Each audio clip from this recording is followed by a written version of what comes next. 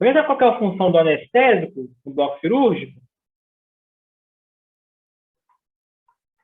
Alguém?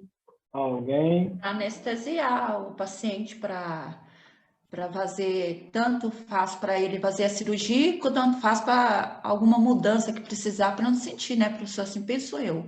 O que é o anestesiar? Remover a sensibilidade do paciente em determinado membro? Pessoa Remover a inconsciente. sensibilidade? Você remover, vamos supor, se você remove algo, tem como você colocar de volta? É a sedação, não, professor? Então, ó, Gabriel falou alguma coisa da sensibilidade, tá? Então, vamos colocar que pode ser a perda ou a diminuição da sensibilidade, ok? Toda vez que nós vamos utilizar o termo anestesia, está relacionado ao quê? A perda ou a diminuição da sensibilidade. Vai ser através de que essa perda ou a diminuição da sensibilidade? De anestésico, não é? De administração de medicamentos. E o que é esse anestésico que vai fazer tanto a perda ou a diminuição da sensibilidade? O que ele vai fazer? Aonde ele vai agir para poder acontecer? Ele vai meio que sedar, né? Ele vai agir lá no cérebro do paciente. Vai sedar o paciente. Ele vai bloquear o quê? Impulso o quê? Nervoso. Não é? Nervoso. Por que ele vai bloquear impulso nervoso? Porque se não chegar impulso nervoso, ele não consegue sentir dor. Para diminuir a aceleração do paciente? Exatamente. Eu preciso que esse paciente limite ali o esforço. Desacelerar o paciente. Exatamente. Discrimine o esforço muscular dele para poder o quê? Ter ação de eficácia, não é isso? Eu só vou conseguir mexer em determinado órgão, em determinada região, se não tiver controle o quê? Muscular, tá? Por isso, então, que os anestesistas eles têm um controle de toda essa parte neurológica do paciente, ok? Ele faz o anestésico, ele faz a dosagem de anestésico, e essa dosagem de anestésico ele tem que ter o controle de quando ele vai induzir o paciente e de quando ele vai trazer o paciente novamente para o nosso meio. Ficou claro isso aí? Sim, então quer dizer que tem a hora, por exemplo, se a cirurgia durar 2 horas, a anestesia tem que durar 2 horas. Não se necessariamente. Por exemplo, ó, vamos supor que o cirurgião colocou a cirurgia vai durar umas 3 horas, né? Então, ele tem que trazer o paciente antes dessas 3 horas, tá? O que ele tem que fazer? Ele vai dar uma dosagem que, quando chegar no ponto de sutura, ele tem que meio que já começar a trazer esse paciente de volta, tá? Então, ele fica monitorando o quê? Principalmente sinais vitais, ok?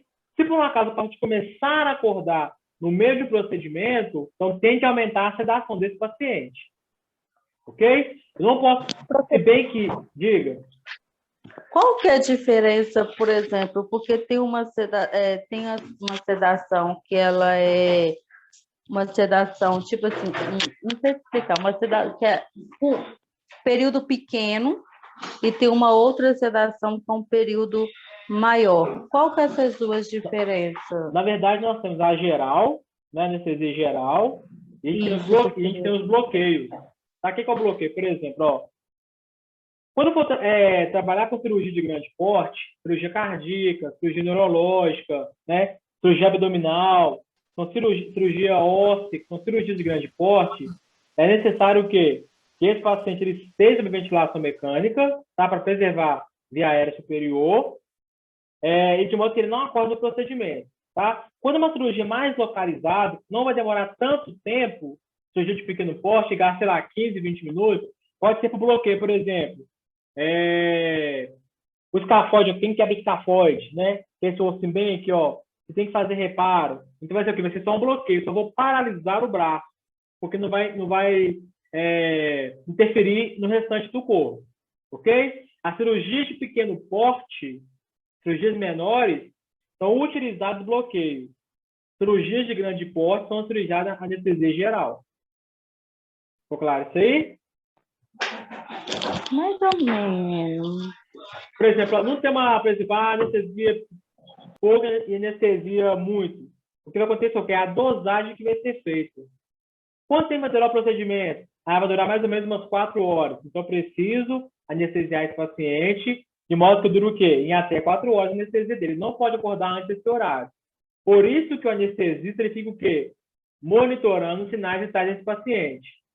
Se ele começar a competir com a ventilação, começar a competir com a sedação e querer começar a acordar, ele faz mais uma dosagem anestésica para poder sedar totalmente esse paciente aí. Ok? O que vai acontecer? Ó? Todo paciente que ele vai ser anestesiado, ele tem que ser monitorado, tá? Primeiramente, a gente vai monitorar os sinais vitais.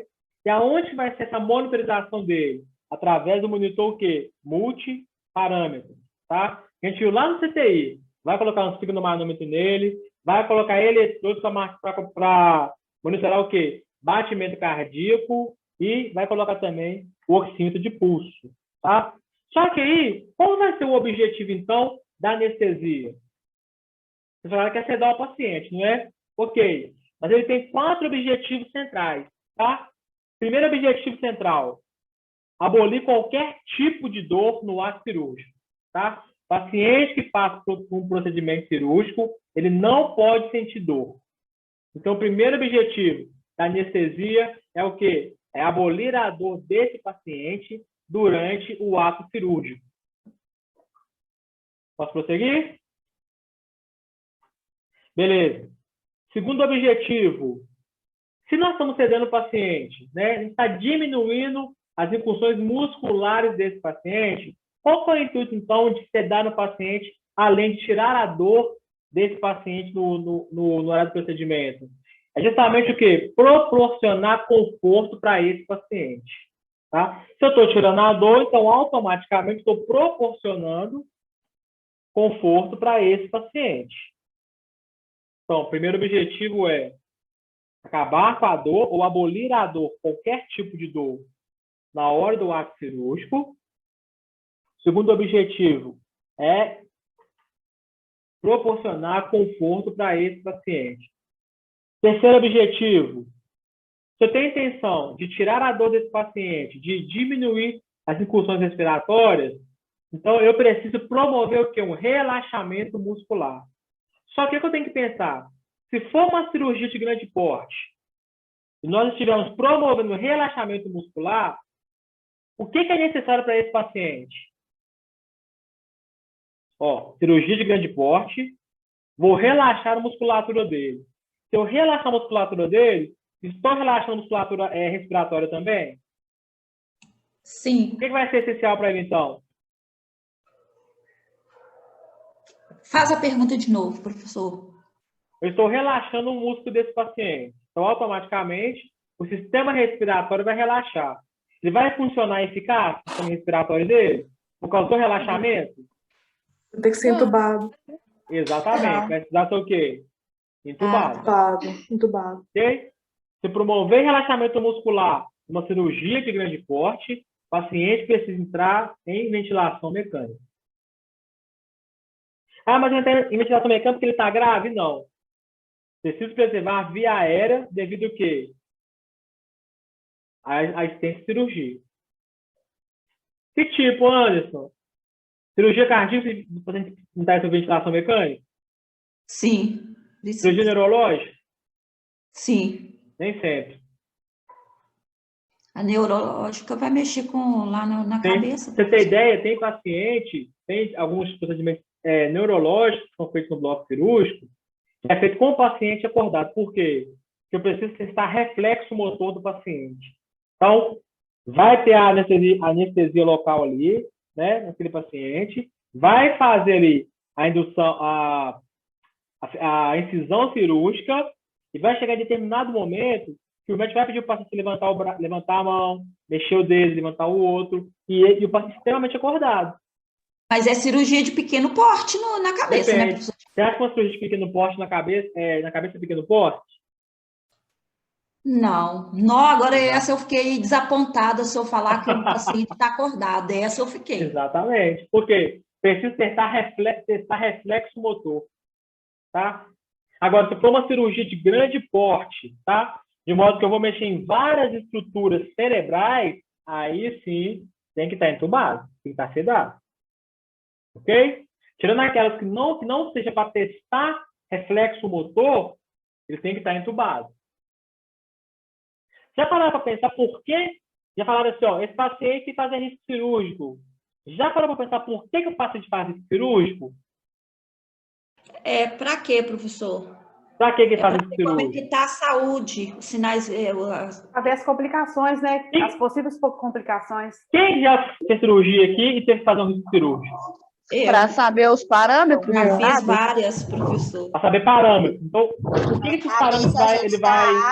Para você saber se você tem problema de coração.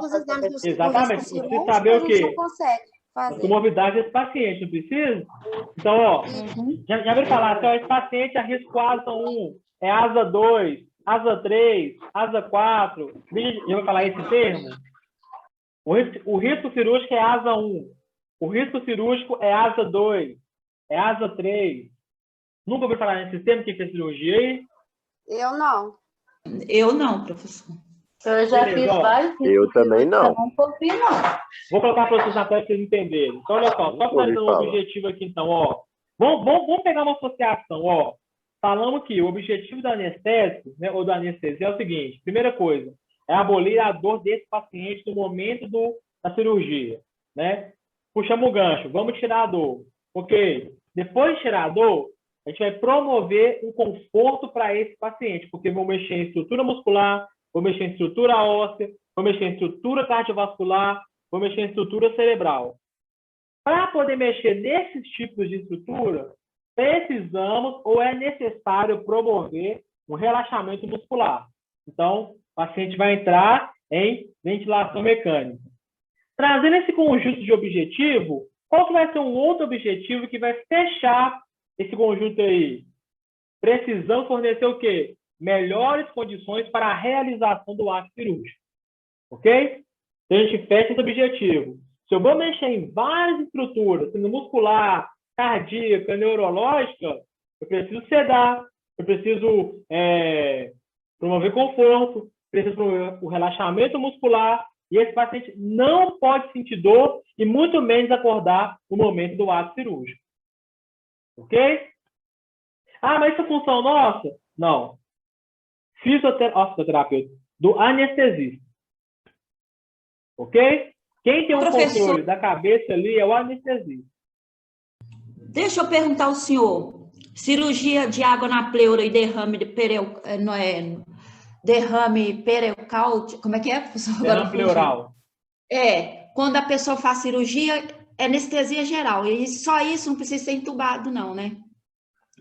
Necessidade só, tá? Porque vai colocar um dreno para poder retirar o líquido.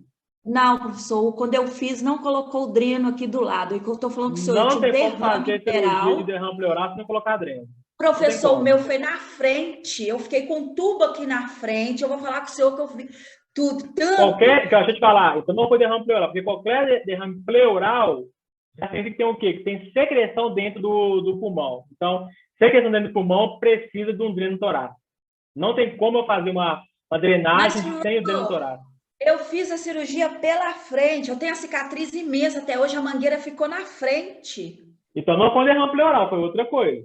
Eu tive pneumonia e derrame pleural. A pneumonia até é ok. Agora o derrame pleural, eu desconheço o derrame pleural. Eu não tenho a cicatriz. A minha cicatriz na frente com o tubo e a secreção saindo lá no vidro. Eu lembro até hoje. Então, se colocou um tubo, é dreno torácico.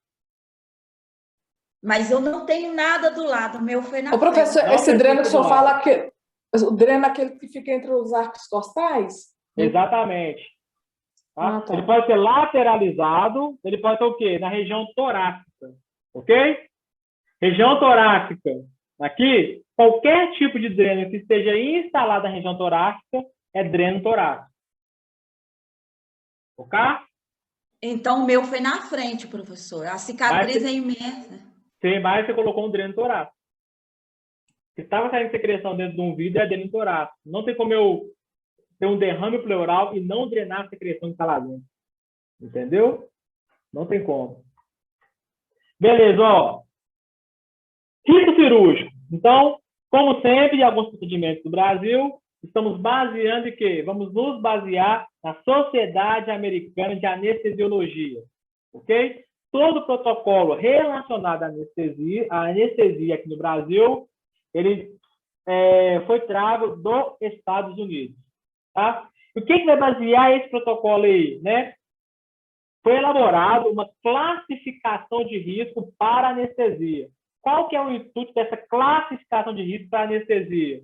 Primeira coisa, para observar a presença e a gravidade das patologias que acometem ou acometeram o paciente.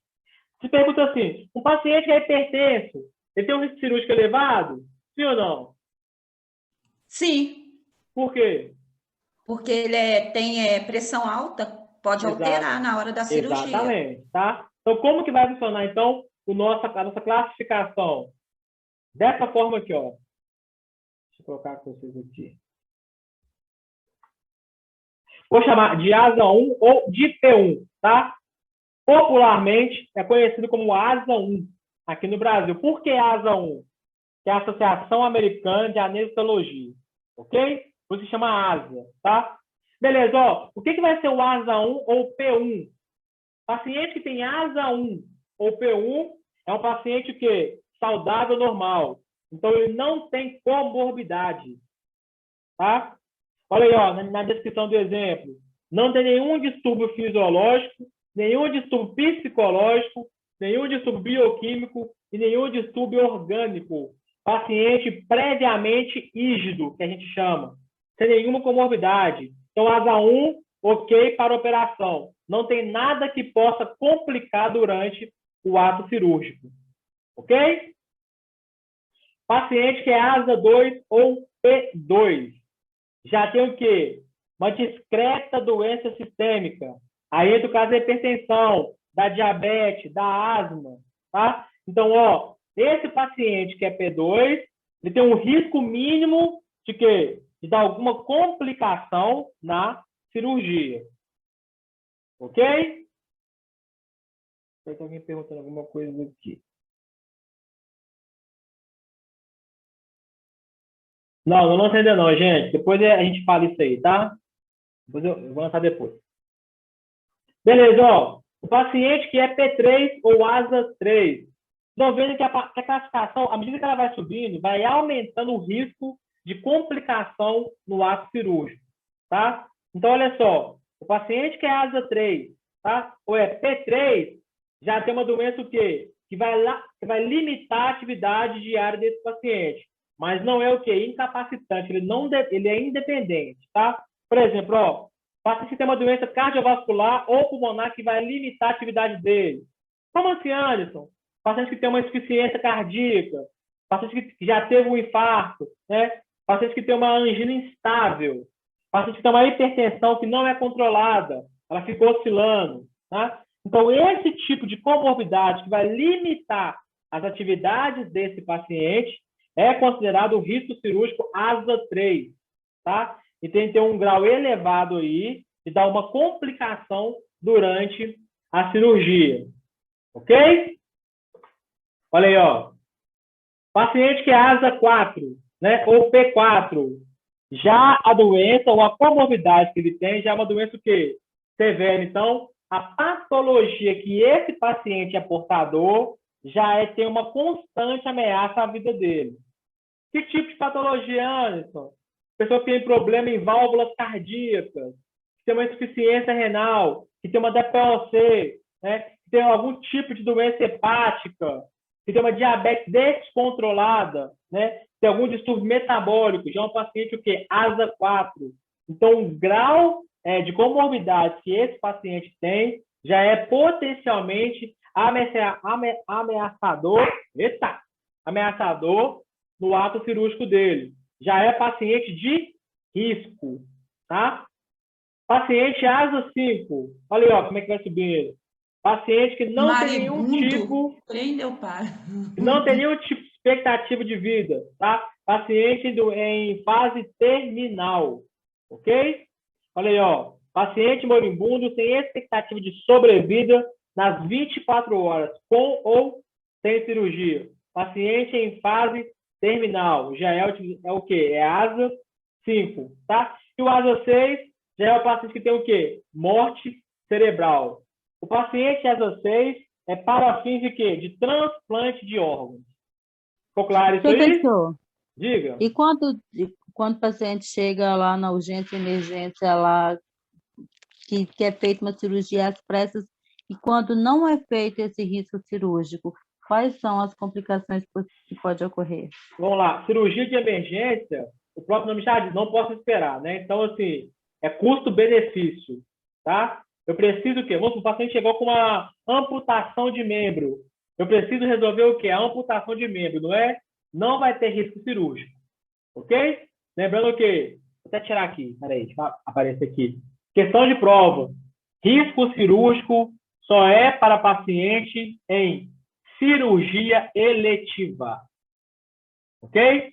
Risco cirúrgico só é para pacientes com cirurgias eletivas. O que é uma cirurgia eletiva, Anderson? Aquelas que são marcadas com antecedência. Complicações, Beth, o paciente que não faz um risco cirúrgico que entra na emergência.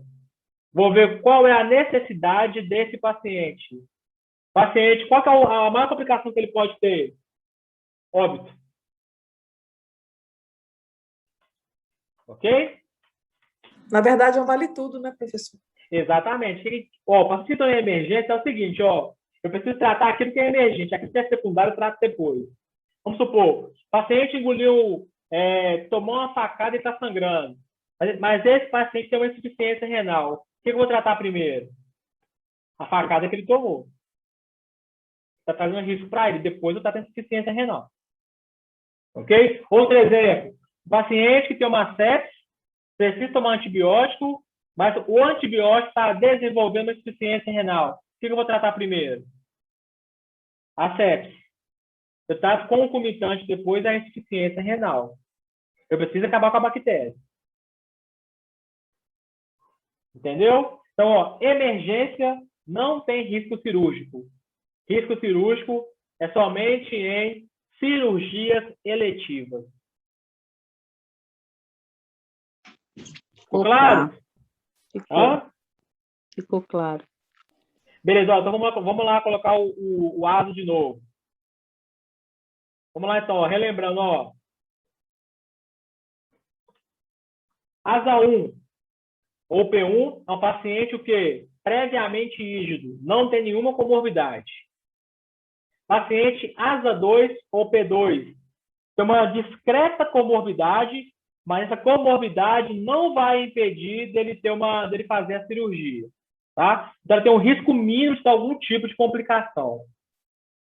Paciente que é ASA 3 ou P3, já é o contrário do ASA 2. A comorbidade que ele já tem já é um limitante para a atividade dele. Então, pode ser que gere o quê? Algum problema no ato cirúrgico, tá? Geralmente são as comorbidades que são agudizadas ou que teve uma complicação. Como assim antes? Uma diabetes não é controlada, uma hipertensão que não é controlada, um paciente que é infartado, um paciente que tem uma angina instável, ela vem e volta, a dor fica aguda, fica leve, tá? As doenças que são descontroladas têm um grande risco de ser um ASA 3. Por quê? Porque podem trazer algum tipo de complicação no ato cirúrgico. Ok? Paciente ASA 4 ou P4. Olha aí, ó. A comorbidade que esse paciente é portador já é uma constante ameaça na vida dele. Pode ser que esse paciente esteja na mesa cirúrgica, na hora que faça a incisão cirúrgica, esse paciente complique. Ou morra na mesa cirúrgica, como acontece aí várias vezes. Paciente que é o P5 ASA 5, são os pacientes que são em fase terminal e tem a principal ideia de que aqueles pacientes que não têm sobrevida nas 24 horas que antecedem a cirurgia, tá? Além disso, esse paciente já tem a ciência que ele não vai passar das 24 horas, com ou sem cirurgia. Então, o paciente em fase terminal, tá? Deixa eu falar um detalhe para vocês. É utilizada, não é muito comum, tá? Mas é como se fosse um último recurso para tentar uma sobrevida nesse paciente. Por que geralmente não acontece? Porque é o seguinte, ó. Vamos parar para pensar aqui. O paciente está em fase terminal, ok? Então, qualquer esforço que a medicina fizer ali não vai melhorar o quadro clínico dele. O paciente já virou FPT, fora de possibilidade terapêutica, tá? Então, acontece o seguinte, qual é a conversa que se tem entre a equipe e os familiares? Olha, o paciente, todo esforço que a medicina já podia fazer foi feito. Então, levar este paciente para o bloco cirúrgico pode antecipar o óbito dele. Ok? Em vez de prolongar, dar uma sobrevida para esse paciente, eu posso acelerar o óbito desse paciente. Tá? Por isso não é comum de fazer essa paciente asa 5 no bloco cirúrgico. Diga. Nesse caso aí do paciente asa 5, por exemplo, se os médicos avisam que, né, que pode estar ali acelerando né, a vida dele, a morte e tudo, e se os familiares insistir na cirurgia, eles assinam um termo de responsabilidade, de como eles estão cientes que isso pode acontecer, para que depois eles não entrem, por exemplo, lá na justiça, né, por erro médico ou coisa do tipo? Ótima observação, Beth. Todo paciente que é considerado fora de possibilidade terapêutica, antes de dar esse termo para esse paciente, é conversado com o familiar. Tá? Se o familiar optar por investir no paciente, a equipe tem que investir. Tá?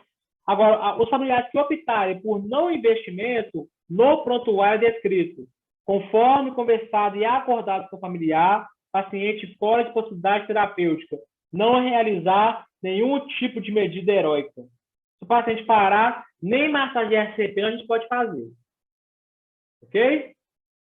Então, isso... professor, mas como assim? Nem, por exemplo, a família não autoriza fazer a cirurgia, mas se ele está ali já nas finais ali, quase morrendo, aí se ele der uma parada, a gente não pode fazer?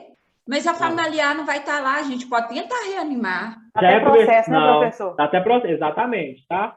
Tem casos de pacientes que não querem ir para a cirurgia. Por exemplo, é muito comum assim, né? A gente vê muitos casos de pacientes com câncer de intestino, né? Com metástase, não querem ser operados, tá? Já declaram em vida que eles não querem que seja feito nenhum tipo de medida heróica, ok? E o familiar brigar para poder investir nesse paciente. Então, já deixou isso em vida, tá? Então, isso é descrito no prontuário de forma clara, que foi acordado com os familiares, tá? Tem até o nome do familiar que autorizou isso aí, ok? De não fazer nenhum tipo de investimento para evitar algum tipo de judicialização. E acontece muito, tá? Eu sei que é revoltante, Renata, esse tipo de situação. Por exemplo, você vê o paciente agonizando e não poder fazer nada, tá? Mas como é um paciente paliativo, nós precisamos do quê? Poder ser um oxigênio, ele mais tranquilo, uma troca de fralda, medicamento analgésico, e isso nós temos que fazer, tá? Agora, o que quer dizer algum tipo de medida heróica? Não fazer massagem de RCP e não entubar esse paciente. A gente não pode fazer. Ô, professor, até porque na massagem a gente pode fraturar várias costelas e se no futuro for pedido uma autópsia, sei lá, alguma coisa do corpo desse paciente, o médico atestou o óbito, ele vai ser responsável, não é? Exatamente, tá? E acontece também ao contrário, a Kellen falou, isso acontece ao contrário também. Quem for trabalhar na oncologia, é muito comum a gente fazer algum tipo de RCP no paciente e quebrar a vértebra, tá? Quebrar a vértebra. Só que aí tem que pensar, gente, ó, eu preciso fazer aquele coração bater e voltar ao pulso, não é respiração? Então a vértebra quebrada é o mínimo ali, ok? A gente volta o paciente, traz o paciente à vida, traz a vida para Deus, né? A gente não. A gente faz a RCP, se for bem sucedida, né, se o paciente voltar o pulso, voltar a respiração, vamos tratar ali a fratura de clavícula, a fratura de vértebra depois. Mas sempre quebra, professor? Depende. Já quebrei vários. Eu também já quebrei outra coisa, professor. Já quebrei vários. Não, isso agora eu vou ter que ir. Vocês falam tão normal. Mas é normal. Olha para pensar. Fratura. O paciente parou. Você precisa fazer uma massagem Olha o RCP. peso que você quebrar... faz para poder massagear o coração. Exatamente. Com certeza. E porque a caixa torácica ali está protegendo o coração. Se você não colocar pressão ali, colocar força, eu não chego no coração para fazer a Exato, massagem ó. cardíaca, Transfira em não. urgência e emergência que a gente precisa rebaixar o tórax 5 centímetros para massagear o coração. Entende? E Então, também olha só. a lesão Exato, o neurológica que paciente ele vai parou. causar. O que a gente precisa Sistolia. fazer? Qual que é a nossa principal emergência ali? Voltar a circulação e respiração, não Salvar é a isso? vida do Voltar o paciente. coração ali. Exatamente. Mas Se a quebrar a gente vértebra, responde por secundário. isso, professor? Claro que Porque não, quebrou a hein? vértebra? Claro que não. Ah, tá. Tá? Isso aí não. Ó, eu trabalhava na oncologia adulta. Então, imagina, 104 quilos bem distribuído em cima do paciente pesando 40 quilos. Nossa senhora, professor. Aí acho que Não, o outro ia professor. até... Eu achei que isso era Vocês entendem? jeito, assim, o jeito de fazer a manobra, mas o senhor está falando aí, porque realmente o coração está protegido ali, vai ter que colocar muita força, só que eu não imaginava que quebrava, não. Agora essa aí eu Agora, fiquei também. para para pensar, ô, Renato, ó, o paciente, por exemplo, ó, o paciente asa 5, né? Que é o paciente que não tem mais nenhum tipo de expectativa de vida. Imagina o paciente em fase final de algum tumor, de alguma neoplasia, o cara pesando ali, sei lá, 35 quilos. E você precisa exercer uma força de modo que rebaixe 5 centímetros do tórax dele. Esse paciente vai aguentar? Sem quebrar nenhuma vértebra ali? Não vai. E quebra, costuma acontecer de quebrar vértebra em idoso. Tá? Acontece, gente.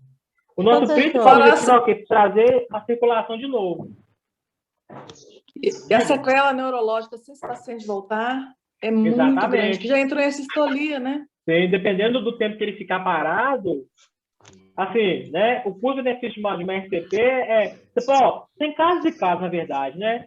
Tem médico que faz 50 minutos de RCP, tem médico que faz 40, tem médico que faz 30, né? Vai depender daquilo que o paciente está apresentando para a gente, né? Vai depender da sintomatologia do paciente. Cada caso vai ser avaliado, tá? Se por um acaso quebrar alguma vértebra do paciente ali, tem que trazer a vida para depois tratar o que é quebrado. Ó, e tem paciente que para no bloco. Conserta, professor? Conserta. Assim. Não posso injetar nem nada, né? Mas a dor torácica é muito forte, né? De uma vértebra quebrada. Então, analgésico potente para poder respirar. Até para respirar e para tossir dói. Tá? Por exemplo, o paciente que faz uma cirurgia cardíaca, uma cirurgia de grande porte, esse paciente ele não pode ter uma frequência cardíaca aumentada. Não pode, por quê? Vai aumentar o fluxo sanguíneo, vai circular mais sangue, vai. Então, quanto mais sangue circular e aumentar a frequência cardíaca dele, mais dor torácica ele vai sentir. Então, você vê, ó, dele respirar assim, ó, quando a gente respira, ele já sente dor. Imagina, cerrar o externo, cerrou o externo, abre a caixa torácica, mede a estrutura cardíaca e muscular, fecha a caixa torácica, faz uma sutura com o externo com fio de cirúrgico de cobre, né? Imagina, a dor que depois faz o quê? Costura da musculatura. A dor que esse paciente vai sentir pós-cirúrgico. Sofrimento demais. Professor, eu quero fazer uma Tem que pergunta. viver só Eu quero fazer uma pergunta. Potente, forte, naquele remédio forte, morfina. Morfina. Diga, Beth. Eu quero te fazer uma pergunta, mas eu estou com medo de cair, que sempre quando eu vou fazer uma pergunta, o Zoom cai. Falta 1 e 4, pode fazer. Tá. Por exemplo, vamos voltar em questão de custo-benefício. Um paciente lá, P5 lá, ele não tem expectativa de vida ali, a expectativa dele de vida ali é de 24 horas. Em uma cirurgia, né, numa cirurgia dessa, pode-se olhar, por mais que a gente sabe que é um direito dele de lutar a vida, mas pode olhar pelo custo-benefício, porque toda cirurgia tem um custo, e é um custo muito alto. Sim. E aí pode olhar por esse lado da questão do custo do recurso, né, do custo dessa cirurgia, pode-se olhar por esse lado para não ter que fazer, sendo que vai ser um paciente que, infelizmente, vai morrer ali nas próximas horas, mesmo sem a cirurgia? O que a equipe pensa, Beth? Vamos parar para pensar, olha só. O paciente não tem mais possibilidade ali de uma sobrevida, né? Acontece vários casos da família não concordar de não investir nesse paciente, a família não aceita, tá? Nossa, que o quadro seja irreversível e quer esperar mais alguns dias para ver se vai ter alguma melhora do quadro desse paciente. Enquanto, ó, deixar muito bem claro para vocês, enquanto a família quiser que invista, tem que ser feito todos os esforços para esse paciente, mesmo a equipe não acreditando que esse paciente vai melhorar. Tem que dar os antibióticos, fazer tudo, os exames, tudo. Enquanto a família falar assim, ó, chega, já deu, não queremos mais que invista, deixa ele em paz. Tá bem? Isso não é responsabilidade nossa, tá? Graças a Deus. Tranquilo até aqui? Tranquilo. Show de bola. Ô, professor, falar igual o senhor fala. Se fosse um pobre, já tinha cantado para subir há muito tempo. E essa é real, Renata, porque um tratamento dessa magnitude que ele fez não é um tratamento barato. Né? Esse foi um questionamento. Se fosse qualquer outra pessoa, né, já teria entrado em óbito há mais dias. Né? Então, assim, é algo que é complicado até a gente discutir. Né? Beleza, olha só. Risco cirúrgico. Que tipo de exames que são pedidos para um risco cirúrgico? Primeira coisa, ó, a gente já sabe que o risco cirúrgico ele só é feito por aqueles pacientes, tá, que vão fazer uma cirurgia eletiva. Ok? Paciente marcou cirurgia eletiva, tem que ser feito o risco cirúrgico. Fez o risco cirúrgico, ok. Definiu o ASA, próximo passo, partiu cirurgia. Ok? Sim. Beleza. Roberto, tá rindo você, que desde que você falou que eu ia perguntar, o negócio que caiu, o negócio caiu mesmo. O quê? Caiu. Falou... Tô falando, toda vez que eu vou fazer pergunta, o Zoom cai. E aí eu custei a conseguir entrar aqui agora. É desse naipe. Então, olha só. Beleza. Quais tipos de exames são solicitados no risco cirúrgico? Primeira coisa, raio-x de tórax. Por que é pedido raio-x de tórax no risco cirúrgico? Para ver como é que tá os pulmões. Ver se tem coração crescido, alguma coisa assim, professor. Boa, Quero, para ver como está o pulmão, para ver se o coração tem alguma alteração. Você tem desvio de linha média, tá? Desvio de esofágico, alguma coisa assim, tá? Para saber também se esse paciente não tem nenhum tipo de infecção respiratória, ok? Porque se tiver, não é feita cirurgia. Então, primeiro exame, raio-x de tórax, tá? Segundo exame, eletrocardiograma. Para ver o quê? Coração? Exatamente. Se tem alguma disfunção cardiovascular, tá? Se tem alguma angina, essas coisas. Primeiro exame, ó. Raio-x de tórax. Segundo, o eletrocardiograma. Terceiro, um hemograma completo, tá? Exame sem completo. Para ver se tem algum tipo de infecção sanguínea, para ver se tem alguma leucocitose, alguma infecção que está vindo, né? Para ver plaqueta. Tempo de coagulação, né, professor? Para ver coagulação, exatamente, tá? Olha como é que o risco cirúrgico ele é minucioso, né? Para definir o ASA desse paciente. Então, ó, raio-x de tórax, eletrocardiograma, hemograma, né? O tempo de protrombina, que é a prova de coagulação, né? Exame de urina. Para ver se tem alguma infecção. Para ver se tem alguma infecção urinária. Para ver se tem infecção e o que mais?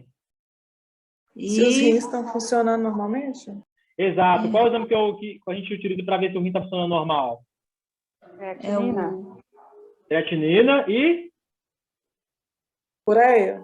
Ureia, exatamente. Isso aí, pessoal. Tô gostando de ver. Só sangue no olho. Exame de urina para ver se não tem nenhuma infecção, né? E para verificar o quê? Ureia e creatinina, para ver o sistema renal, tá? Então, ó, raio-x de tórax, eletrocardiograma, hemograma, o tempo de protrombina mais o RNI, que é para a prova de coagulação, a urina rotina, que é para ver ureia e creatinina, e no caso das fioritas, o beta-HCG. Para ver se está grávida. Para ver se está grávida. Exatamente, tá? Então, todos esses exames, eles são pedidos que só é marcada a cirurgia eletiva, tá? Após o paciente apresentar o risco cirúrgico. Ficou claro? Colocar. Desculpa.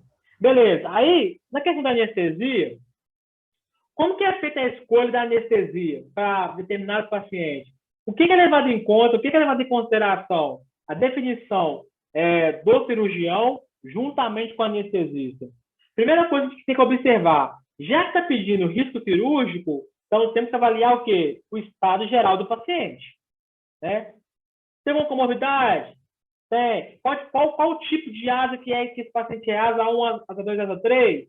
Tá? Beleza, então. Vamos ver se tem alguma... Como está o exame físico desse paciente? Aguenta muito tempo de cirurgia? Aguenta sedação profunda? Tá? Então, a primeira coisa para a escolha da anestesia é o quê? É o estado geral do paciente. Só que, de uma outra forma, é controverso, porque a escolha também é feita o quê? Pela preferência do paciente. Tem paciente que morre de medo de ser entubado. Tem paciente que morre de medo de ser sedado. Anestesia local, não morre geral. de medo de ser sedado, entendeu? Só que Mas vai do médico, né? Não é bem do controverso paciente. porque, por exemplo, a cirurgia pode complicar. O paciente pode acordar, pode fazer algum tipo de movimento brusco, né? Então, isso é meio relativo, tá? Terceira coisa, que vai impactar aí na escolha do anestésico, as medicações que esse paciente toma, tá? Dependendo da interação medicamentosa, não pode ser feito determinado anestésico. Ok? Professor, mas tem cirurgia que quando o paciente vai fazer, o médico fala para suspender tantas horas antes da cirurgia? Exatamente, tá? Tem Por exemplo, cirurgia que pede para suspender também o anticoagulante. Por que pede para suspender o anticoagulante? É porque senão vai... Risco de hemorragia. Exatamente, que era risco de hemorragia, tá? Se o cara tomar um anticoagulante e sangrar na mesa cirúrgica, vai sangrar até morrer. Tomou anticoagulante, né? O sangue ficou mais claro, mais puro e vai, ó, descer rasgando. Aí vai cantar para subir. Vai cantar para subir. Ok? Beleza, então, ó, o que é avaliado antes da escolha anestésica? O estado geral do paciente, a preferência do paciente, as medicações tomadas pelo paciente, os exames laboratoriais. Se tiver alteração de exame laboratorial, também é desmarcada a cirurgia. Tá? Se tem alteração de exame, é sinal de algum problema. Mecanismo de compensação do corpo. Tem alteração de exame laboratorial, tem alguma coisa errada. Ok? Ou tem alguma coisa desencadeando, ou tem uma infecção vindo. Tá? Então, vai verificar também exame laboratorial. Outra coisa também que antes de escolher o anestésico, qual é o tipo de procedimento que esse paciente vai fazer? Tá? É um procedimento de emergência? É um procedimento eletivo? Ok? Se for um procedimento de emergência, o que for para fazer, ele vai ser feito. Não tem nem pergunta. Tá? E também leva em consideração o quê? A idade do paciente. Por que leva em consideração a idade do paciente? Aqueles pacientes que são maiores de 60 anos, a gente viu na terapia intensiva, todo paciente maior de 60 anos que passa por uma cirurgia de grande porte, né, é obrigatório ter uma reserva de leito de terapia intensiva. Tá? Além de ter uma reserva de leito de terapia intensiva, ele também tem que ter uma reserva o quê? De concentrado de hemácia. Pelo menos 2 bolsas. Não quer dizer que ele vai utilizar, ok? Mas tem que ter o concentrado de hemácia reservado e tem que ter um leite reservado na UTI. Porque as primeiras 24 horas ou 48 horas do paciente são observadas na terapia intensiva. Esse paciente Ô, professor, o senhor falou isso aí agora, o dia que eu fui levar o risco cirúrgico do pai da minha patroa lá só para o médico ver.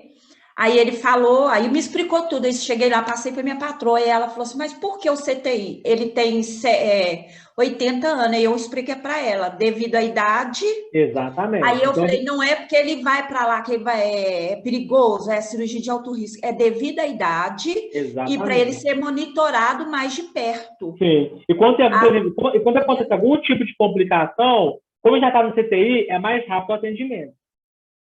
Ok? Tranquilo, pessoal? Até aqui? Tranquilo. O professor, e Tranquilo. também o risco cirúrgico, ele tem validade, não tem? Tem, Os exames laboratoriais? sim, tem Eu validade. acho que é de Se 6 passar do meses, prazo de né? validade, tem que ser Tem que refeito repetir. todos os exames novamente. Isso. Exatamente. Olha só, em alguns casos, pessoal, de algumas cirurgias, alguns procedimentos, acontece ter um pré-anestésico, tá?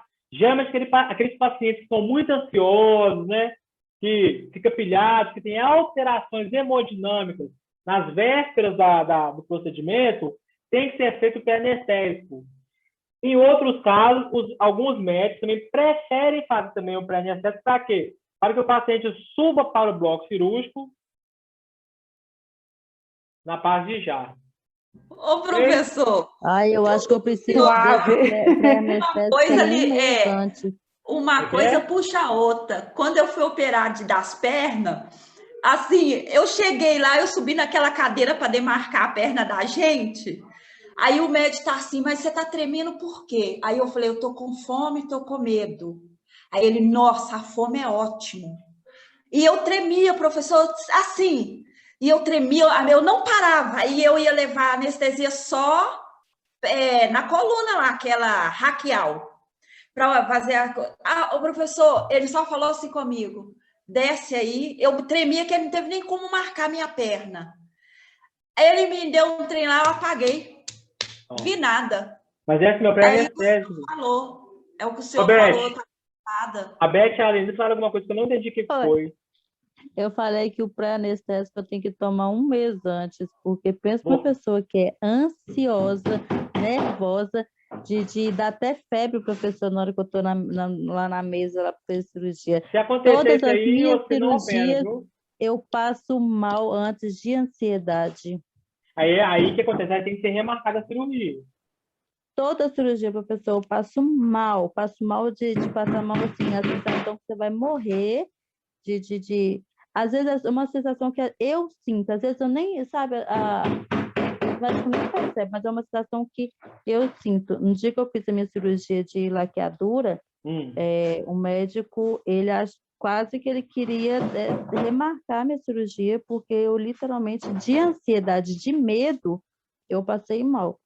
Que Tanto que isso? eu fui a última, eu fui a primeira a chegar, que é por ordem de chegada, mas eu fui a última a ser operada de tanto ansiedade e nervoso que eu estava. Tá doido aí. Diga aí. Não, eu tô falando que esse pré-anestésico aí, a pessoa, o paciente vai suave, né? Ó, eu vou falar Suave. assim, e tem que tomar muito cuidado com os pré-anestésicos, porque geralmente a gente não pode sedar o paciente demais, né? E às vezes acontece o paciente ser sedado muito, tá? Por isso que hoje, no pré-anestésico, o que acontece? Exceto em caso de emergência, tá? Tirando a emergência, o paciente, ele passa, o anestesista desce no quarto e faz o quê? Uma avaliação prévia do estado geral desse paciente, tá? Para saber quais que são os riscos que vai correr mediante aquele pré-anestésico ali. Então, todo paciente que tem uma cirurgia eletiva, ele vai passar por uma avaliação prévia antes de subir para o bloco cirúrgico. Ok? Ficou claro isso aí? Ok. Professor, mas isso acontece mais no particular, porque no SUS você não vê muito isso, não. Na verdade, Beth, acontece também no SUS. Essa questão. Acontece. Aí que vem uma outra coisa com diferencial, tá? Que é o relacionamento entre equipe e paciente, tá? Por que a gente tem que manter esse relacionamento? É muito importante essa relação médico-paciente e a equipe de anestesia, justamente porque o paciente, vamos supor, o paciente vai ser operado pelo doutor fulano. Só que o doutor fulano não vai lá no quarto dele. Então, o paciente fica ansioso, que vai ao residente, né? Conversa. Como você vai conversar com uma pessoa que não é que vai te operar e a outra que vai te operar nem passou no seu quarto?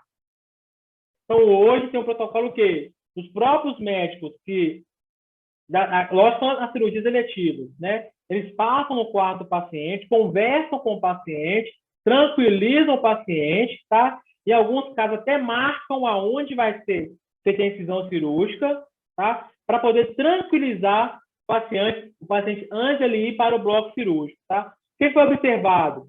Que a equipe fazendo esse tipo de visita nas vésperas da cirurgia, na véspera do procedimento cirúrgico, vai diminuir a ansiedade do paciente, tá? E vai aumentar a confiança dele na equipe médica e também na equipe anestésica.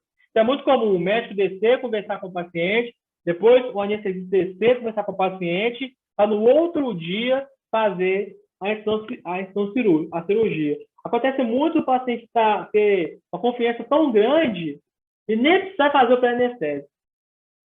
Mas é lógico que vai fazer o quê? Vai deixar o cara mais do quê? Na paz de já. Entendeu? Trans. Show de bola. Então, ó, passar rápido demais, velho. Na próxima, a gente vai entrar em pré-anestésico, tá? Vamos ver qual que é a importância aí do pré-anestésico, o que ele faz, como que o anestesista ele vai agir dessa forma, a finalidade do pré-anestésico, quais que são as medicações pré-anestésicas, quais que são as drogas mais utilizadas e por aí vai. Agora o negócio vai começar só a funilar. Funilar. Exatamente. Deixa eu completar a chamada aqui e depois colocar a frasezinha da noite. Julie, Elaine e Miranda tá por aí? Não. Não vi elas por aqui. Bem. Elisângela também não. Não é mesmo, milagre que Elisângela não desde chegou. ontem. Ontem Isabela ela tá por participou aí. da aula. O Ismael tá aí Milagre não, tá? Tá não. Não. Elisângela só chega, professor, desculpa, estava trabalhando, por isso que eu estou entrando agora. Não. Daiane, tem uma Daiane que é novata aí, não tem? Vai avisar que ela de plantão. Tem, entrou uma Daiane ontem na nossa turma. Deixa eu colocar o nome dela aqui, peraí.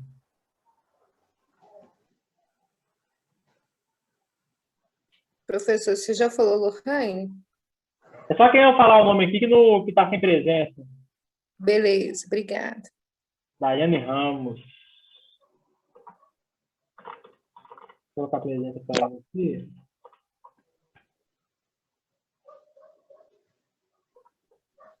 Deixa eu ver aqui. A Jaque também, nem não vi a Jaque hoje também aí. Aqueline. A Jéssica, não vi ela por aí. Não é a Thaís, não, é a outra. A Aparecida. A Thaís tá com presença. E a Jéssica está sumida, que ontem ela não assistiu a aula também. A Jéssica, não tô vendo ela nas aulas. A Joyce, não tô vendo ela nas aulas. Deixa eu ver quem mais. Leandro. O Leandro sumiu, professor. Leandro Sumiu, e né? Maura. Leciona, também não tô vendo mais nada. Leciona. Acho que saiu, né, Beth? Leciona. A Leciona, ela saiu do grupo, professor. Eu não sei se ela saiu da escola, não sei. Lucilé, também não vi ela hoje por aí também, não. Lucileia. Luziana, também não vi ela por aí. A Maura. Nayane, também não tô vendo ela por aí. Nayane. A Rosângela também sumiu, né? Verônica. Ei? Rosângela. Rosângela? Ah, pensei que era Rosana. Não, Rosângela. Rosângela. Tem um bocado de gente aí que entrou, mas sumiu. Eu vou atrás de ninguém, não. O restante tudo tá com presença, viu, pessoal? Quem eu não falei que tá com presença. Ok. Beleza? Deixa eu ver aqui, ó. Frasezinha da noite para irmos descansarem. Essa fresquinha.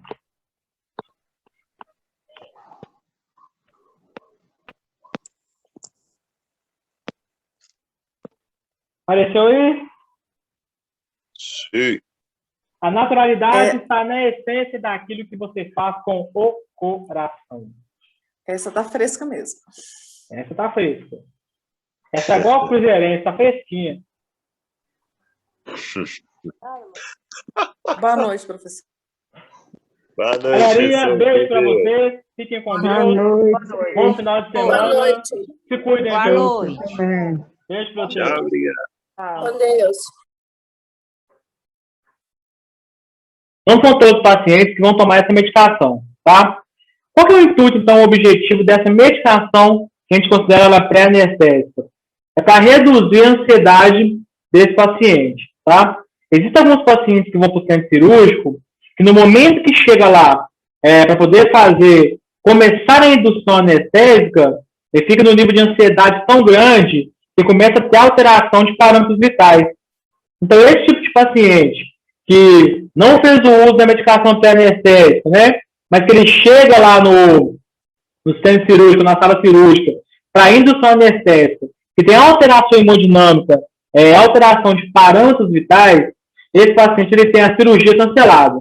Tá? Como vai funcionar essa questão da cirurgia cancelada antes aí mesmo de começar a incisão cirúrgica? Observe-se alguns minutos, né, dá-se um prazo para esse paciente que está lá no centro cirúrgico de tentar abaixar essa ansiedade dele. Tá? Por quê? Porque essa alteração hemodinâmica é proveniente do quê? Do tipo de ansiedade que esse paciente está passando naquele momento ali. Então, costuma-se dar um prazo de uns 20 minutos, 15 minutos, para ver se esse paciente ele vai acalmar para depois fazer a indução anestésica. Tá? Mas se caso persistir essa ansiedade e essa alteração de parâmetros vitais, é cancelada a cirurgia desse paciente. Aí que vai entrar a medicação pré-anestésica. Então, alguns minutos antes, né, ou na noite anterior, antes do procedimento cirúrgico, é administrado para esse paciente o pré-anestésico. Tá?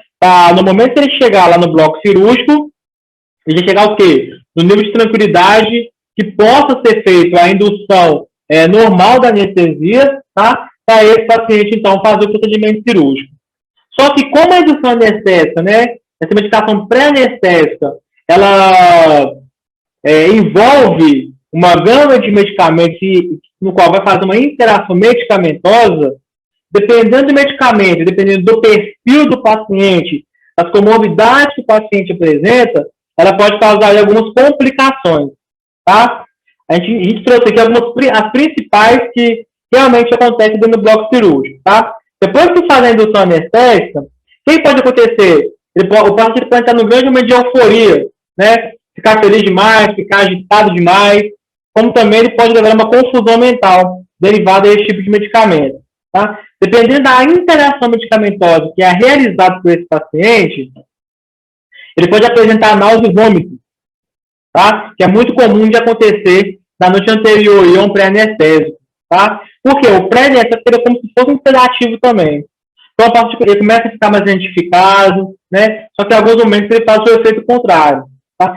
Se a intenção do pré-anestésico é justamente fazer que esse paciente fique um pouco mais calmo, então, o que pode vir acompanhado aí como uma principal complicação? O caso da bradicardia. O que é a bradicardia mesmo?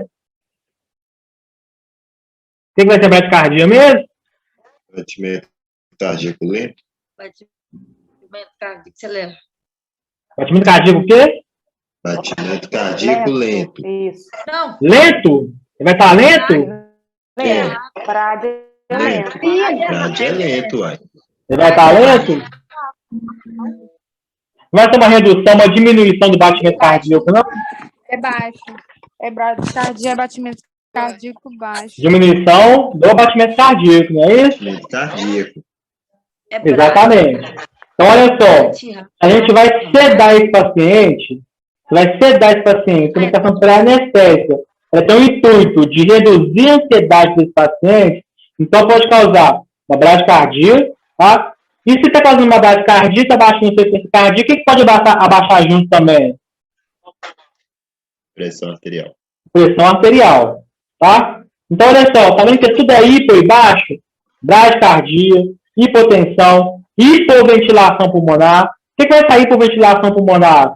Eu vou ter uma troca gasosa eficaz ali? Não vou, né? Por isso vai estar o quê? Uma hipoventilação. Então, vai faltar o quê? Oxigenação nesses pulmões aí. Se vai faltar oxigenação, a gente não vai conseguir fazer o que? A troca gasosa eficaz, tá?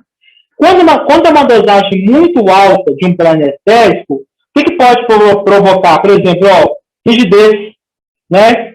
Já que é uma coisa que é induzida para esse paciente, vai provocar uma rigidez de musculatura, tá? pode ocasionar uma convulsão, dependendo, né, do tanto de medicamento que foi infundido desse paciente, pode causar a meiose, a hiperglicemia, tá? Olha só que doideira que é isso aí.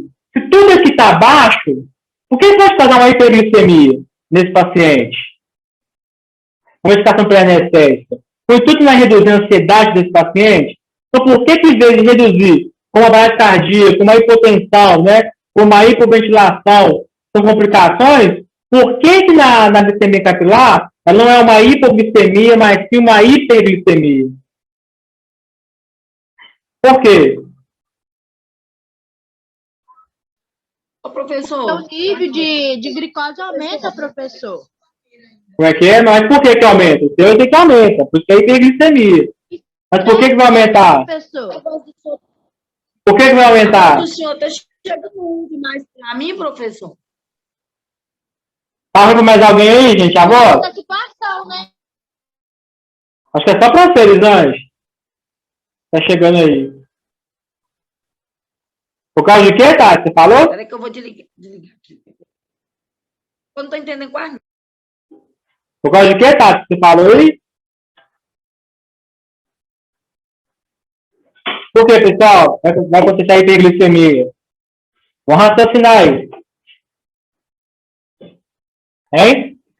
Tem a ver com a bile, professor? Não. Tem não. Como vai estar o peristaltismo desse paciente?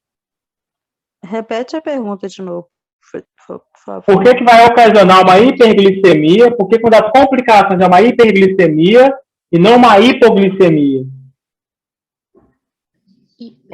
Quando tem uma dosagem alta de medicamento. Porque o metabolismo ele trabalha mais acelerado para poder fazer uma distribuição ali do medicamento no organismo do paciente? Não, vamos parar para pensar. Ó. Tudo tá isso, não tá? Tá tudo muito devagar, não tá? Esse paciente, né? Porque o corpo não está processando a glicose, professor. Boa! Vamos lá, começamos a pensar. Então vamos parar para pensar. Qual que é a primeira observação que a gente faz com um paciente que vai entrar em cirurgia? Qual que é a primeira orientação que a gente dá para ele? Nada. Qualquer, professor? A primeira orientação para o paciente que está fazendo cirurgia. Por exemplo, ó, paciente vai... jejum. Show de bola. Se esse paciente não está alimentando nada, o corpo vai se alimentar de quê? Ele está de jejum com a cirurgia. Fez uma medicação pré-anestésica em dose alta. Então, aí quando não se alimenta, como o corpo produz, tem o tecido adiposo lá, eles vão alimentando dessa gordura, dessa esqueci a palavra para falar agora. Se for um paciente magro? Não estou entendendo, não. Acho que o corpo ele utiliza de uma reserva própria, professor. Exatamente. Então, vamos parar para pensar. O corpo vai utilizar de uma reserva própria, não vai? Vai utilizar a energia do organismo, né? Então, olha só. Se o meu peristaltismo ele vai estar lento, né, e ao mesmo tempo não vai ter nada para ser quebrado ali, porque não vai estar alimentando, como que vai estar a produção de glicose ali? Ela vai produzir normal, não vai? Só que como o meu corpo não tem nada para triturar, nada para transformar em nutriente, vou conseguir nutrir a célula? Então, o açúcar vai ser quebrado corretamente com peristaltismo lento? Não vai. Né? Então, com a dosagem alta da medicação, o que vai acontecer? Em vez da glicose ela baixar e se desenvolver pelo corpo, o que ela vai fazer? Ela vai cada vez mais subindo. Tá? Então, vai ser o contrário. Tudo está lento. Mas se não tem nada para alimentar, né? Não tem nada para quebrar, como será também o pH do suco gástrico ali? Vai estar alto também, não vai? Então, a produção de insulina vai estar o quê? Vai estar acelerada, não vai? Então, a reserva energética, muitas vezes, ela não vai ser eficaz para poder fazer esse controle metabólico aí. Ok? Então, vai ocasionar esse distúrbio aí. Da mesma forma que a medicação pré-anestésica, ela pode fazer o quê? Ela tem um efeito o quê? Constipante. Acontece em muitos casos, o paciente não conseguir fazer o quê? Cocô. Tá? Aí tem a ver também, inclusive com a, não sei se foi a Rose que falou, não foi a Lenildo que falou, se não me engano. A questão aí da vesícula biliar aí, ó, né? Vai ter um aumento da pressão líquida dentro da vesícula, né? Aí o que pode ocasionar também? Um prurito, uma coceira, né? Além do quê? De uma retenção urinária. Como eu vou estar dando uma dosagem de medicação pré-anestésica, uma dosagem alta, né? Esse paciente vai ter esfíncter. Vai o quê? Vai travar a musculatura dele, não vai? Não vai fazer xixi, fazer cocô? Não vai. Enquanto tiver um efeito medicamentoso pré-anestésico na corrente sanguínea desse paciente, ele vai ficar constipado, ele vai ficar hiperglicêmico, né? Ele vai ter coceira, vai ter retenção urinária. Então, a dosagem alta do pré-anestésico, ele pode causar essas complicações aí, tá? Agora, o que a gente precisa diferenciar é aquilo que é uma complicação principal da medicação pré-anestésica em si, é aquilo que é o quê? Uma complicação quando a dosagem do medicamento ela for excessiva, tá? Então, eu vou ter dois tipos de principais complicações. Eu vou ter as principais complicações que são normais de acontecer mediante um pré-anestésico e vou ter as principais complicações que podem acontecer se o paciente tiver uma dosagem muito alta de um pré-anestésico. Ficou claro isso aí? Questão de prova, tá? A diferença aí das principais complicações. Quais são os tipos de medicação que são são principais complicações e as que são consideradas principais complicações em dosagem alta, tá? Então, ó, tudo aquilo que vai modificar o metabolismo do meu paciente, ele vai ser considerado o quê? Uma dosagem alta, tá? Se eu tiver alteração metabólica, foi devido ao quê? Ao uso de medicamento em dose excessiva, ok? Então, ó, quando eu falar de dose excessiva, estamos falando de quê? De rigidez, de convulsão, por quê? Porque vai alterar o quê? O sistema nervoso central e vai alterar o sistema motor. Ah, mas qual é o perfil de paciente que pode acontecer esses tipos de complicações, Anderson? Qualquer paciente que tomar a medicação pré-anestésica. Não tem como a gente prever se esse paciente X ou paciente Y, ele vai desenvolver algum tipo de complicação.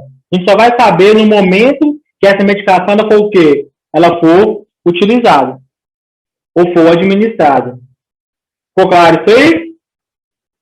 É igual o choque anafilático, né, professor? Exatamente. Só depois da medicação que a gente vai saber se vai ter algum tipo de reação. Ok?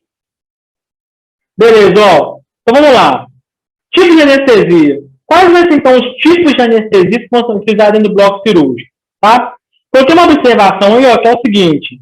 A posição dorsal é inicial para qualquer tipo de anestesia. Ok? Repetindo. A posição dorsal é inicial para qualquer tipo de anestesia. Tá? Então, vamos lá. Primeira anestesia. A anestesia geral. Por que a anestesia geral é o medo de todo paciente que vai para o bloco cirúrgico? Porque pode comprometer os órgãos todos. De qual forma? Isso me matou, né? Vamos lá, por que é? Vamos supor que alguém que vai operar amanhã. Aí o médico vai tomar uma anestesia geral. Por que gera uma grande ansiedade e gera um certo tipo de medo? Relacionado à anestesia geral. Por quê? Medo de não acordar mais. Exatamente. Por que o medo de não acordar mais? Porque a anestesia geral vai ser o quê? É um estado o quê? De inconsciência que é reversível. O grande medo dos pacientes do bloco cirúrgico é que esse estado inconsciente reversível, ele vira um estado inconsciente irreversível. Pode acontecer isso aí? Pode. Por que pode acontecer essa questão desse quadro ele ficar irreversível? Simplesmente porque esse paciente pode desenvolver um sono, uma hipnose, não pode voltar do sono, né? Ele não pode não voltar da hipnose, tá? A questão da analgesia.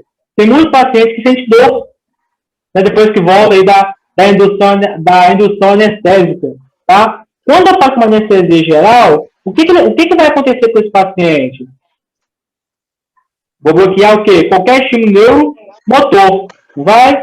Ele só vai respirar, mas ele vai ficar imóvel, tá? Vou ter um bloqueio de qualquer tipo de reflexo autônomo ou de reflexo que é considerado motor, tá? E essa anestesia geral ela pode ser tanto por inalação quanto por via endovenosa. Tá? Por exemplo, ó, alguém já teve endoscopia aqui? Eu. Você lembra na hora que você está sentado, que o médico funciona o seu acesso, depois você só lembra a hora que você acorda no quarto de recuperação. Na fase de recuperação. Não é? Comigo foi engraçado. O cara aplicou anestesia e falou: deita aí que você vai dormir. Dormir hora nenhuma, viu, o procedimento todo. Não, eu ri demais depois, mas não me bateu. Você pode ver que você fica meio aéreo ainda, até mesmo depois ali da que você for da anestesia. É por isso que tanto a endoscopia tem que levar um acompanhante. E no dia que você faz endoscopia, você não pode dirigir, você não pode fazer outras atividades de cunho que vai utilizar mais o seu gasto energético. Tá? Então, ó. Ô, professor, diga. Por que ele, depois da anestesia, ele vai e bate aquele outro na sua boca que tem um gosto horrível? Qual? A hora que você vai fazer endoscopia, ele não põe anestesia e depois ele bate um negócio na boca da gente horrível. Para anestesiar ali quando passa o tubo. Ah, tá. Eu fiz agora, há poucos dias.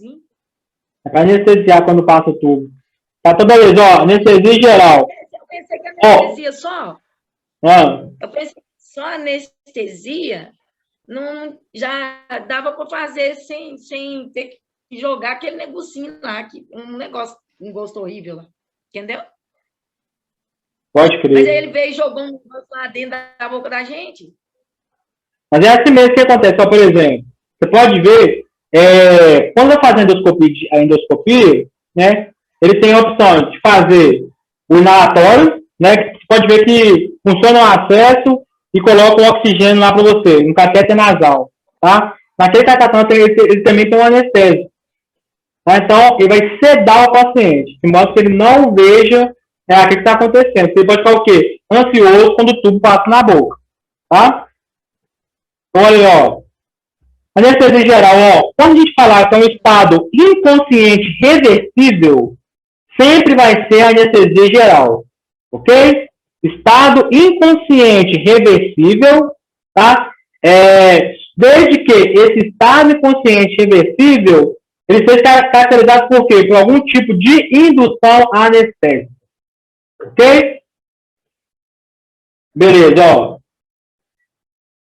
Só que aí, quando a gente faz anestesia geral, tá? Ela vai se dividir em 4 estágios, tá? Qual vai ser o primeiro estágio, então, da anestesia geral? É propriamente o início da anestesia, tá? Qual vai ser a sensação? Onde o paciente vai respirar o quê? Aquela mistura anestésica que vai causar algumas sensações, tá? Calor, tontura, formigamento, vai tentar manter os olhos abertos, não vai conseguir manter o olho aberto, né? E vai apagar. Segundo estágio aí, já vem o quê? A agitação psicomotora, né? O anestésico começou a entrar na corrente sanguínea, então ele começa o quê? Gradativamente a fazer efeito, tá? Não tem como ter grito, ter fala, começar a rir igual o Gabriel viu lá no procedimento dele lá, ó, que ele fez endoscopia, ou até mesmo choro. Só que aí, como ele entra numa medicação na sua corrente sanguínea, tá? O pulso, no primeiro momento, tá? Ele vai ficar o quê? Vai ficar rápido, tá? Para começar a fazer o efeito medicamentoso. Quando chegar na via de ação do próprio medicamento em si, esse pulso rápido vai se transformar em quê? Em pulso lento. Vai começar a diminuir a frequência cardíaca. Só que vai ter alteração de quê? De frequência cardíaca e alteração de frequência respiratória. Tá? Então vai começar a ficar o quê? Irregular até ir ajustando a dosagem medicamentosa, tá? Terceiro estágio, já começa o quê? A administração contínua do vapor ou gás, onde o cliente já se encontra no estado quê? De inconsciência. É de fundamental importância o papel do anestesista, tá? O anestesista aqui, ele vai ser o quê? O papel principal dentro ali do centro cirúrgico. Porque todo o controle... Você travou.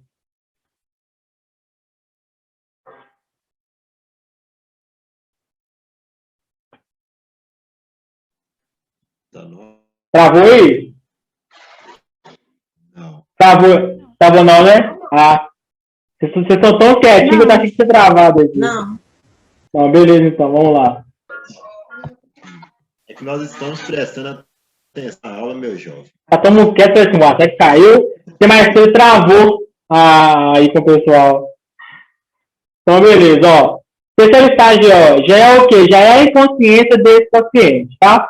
Então, o que é de tão importante a gente observar?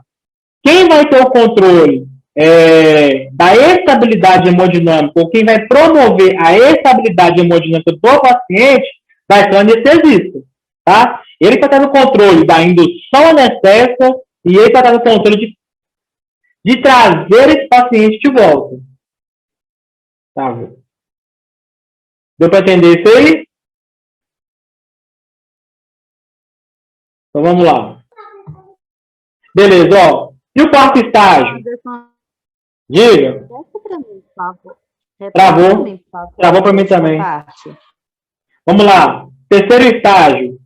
Qual vai ser o terceiro estágio? Já vai estar no total, o paciente vai estar em total inconsciência, tá? Pela indução anestésica, ok? O que vai ser importante observar nisso aqui? Que essa indução anestésica vai levar esse paciente a uma estabilidade hemodinâmica. O que vai ser essa estabilidade hemodinâmica?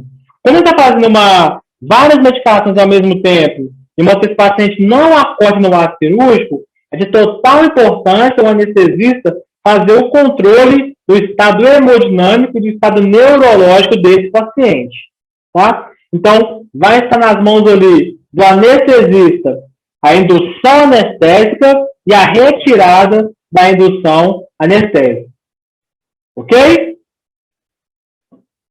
O quarto estágio, ó, é atingido quando for administrada uma quantidade excessiva de anestésico. Se for administrado uma quantidade excessiva de anestésico, pode ter complicações? Sim. Complicações severas? Ok. Ó, tá alguém riscando aí, ó. É a Tati, tá riscando. Deixa eu apagar aqui. Vou sair aqui, peraí. Sem querer. Pode rabiscar aí, Tati. Foi sem querer, desculpa. De boa. Então, beleza. Então, ó. Quantos estágios são da anestesia geral? 4. É só a anestesia geral que tem estágio? Verdadeiro ou falso? Verdadeiro. Tá? Somente na anestesia geral que vai ter esses 4 estágios aí. Ok? Vamos lá. Anestesia parcial ou regional. Lembrando que anestesia parcial ou regional é a mesma coisa, tá? Anestesia parcial ou regional é a mesma coisa. O que vai significar essa anestesia parcial / regional? É como se fosse uma anestesia o quê? Local, tá? O próprio nome já fala aí, ó. O agente anestésico é injetado ao redor do nervo, tá? O que vai acontecer? Por exemplo, ó, se vai fazer uma cirurgia, vamos fazer uma cirurgia aqui do escafoide, tá? Tem necessidade de eu operar um osso aqui na mão, eu dar uma anestesia geral no paciente? Não, professor. Não tem necessidade, tem? Mexer na mão? Exatamente. Então, ó, qual vai ser o tipo de anestesia que vai ser realizada nesse paciente? Anestesia local, ok? Só que aí, qual vai ser a ação que vamos utilizar para esse paciente ele não ficar ansioso porque ele vai estar acordado no procedimento. Tá? Se é uma cirurgia na mão, o que os médicos vão fazer? Deixa eu tirar aqui. O paciente não poder ver o que está acontecendo com ele ali, ele vai esticar a mão, vai colocar a mão, né, em cima ali, como se fosse uma mesa cirúrgica, e vai fechar o que é a visão desse paciente. Ok? Então, o paciente que está acordado, ele não pode ter a visão daquilo que está sendo feito com ele. Porque a chance de ele puxar o braço ou fazer alguma coisa era muito grande. Tá? Para anestesia local, eu só vou anestesiar o local que vai ser operado. Tá, mas fala assim, tá. Isso é uma cirurgia de grande porte. Cirurgia de grande porte sempre vai ser realizado a anestesia geral. Ok? Cirurgia de pequeno porte, 20 minutos, 30 minutos, 40 minutos. Tem necessidade de você dar um paciente para fazer uma cirurgia dessa? Não tem. Ok? Como a gente falou lá no começo da aula, a escolha do anestésico vai depender de vários fatores. Comorbidade do paciente, vai depender da vontade do paciente, vai depender do tipo de procedimento que vai ser realizado com esse paciente, do tempo do procedimento desse paciente. Ok? Diga, Beth. Professor, eu fiz uma cirurgia na mão e eu tomei anestesia geral. Será porque eles me deu anestesia geral porque eu passei mal no sentido que eu fiquei muito ansiosa e eu comecei a passar mal? Será que eles me deram a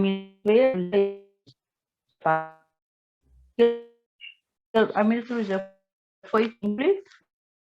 Vamos dizer assim. Roberto, não sei se foi só para mim, mas eu acho que cortou.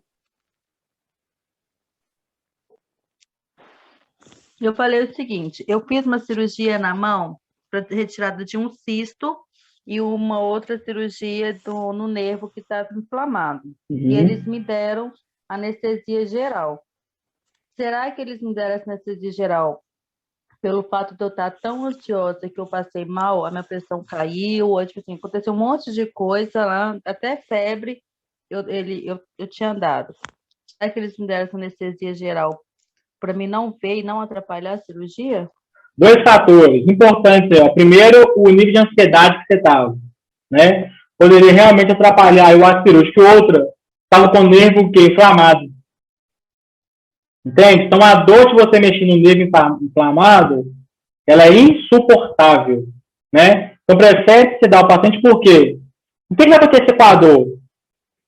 A dor, o que a dor ela vai aumentar? Você pode ver, toda pessoa que sente dor, o que ela vai ter aumentado? Frequência cardíaca, frequência respiratória e, consequentemente, o que é a pressão arterial. Não é isso? Então, agora imagine, já estava ansiosa, seus parâmetros vitais já estavam o quê? Nem em cima, né, por causa da ansiedade. Agora imagine juntar seus parâmetros vitais, que já estavam elevados, mais a dor insuportável de um nervo que estava inflamado. Fazendo uma incisão cirúrgica e você vendo um nervo que estava inflamado. Então, a chance dessa cirurgia acontecer alguma coisa, ou da probabilidade de alguma complicação, ela era maior. Então, o que eu trouxe por quê? Por sedar o paciente. Tá? Então, nesses casos, eu costumo fazer isso também.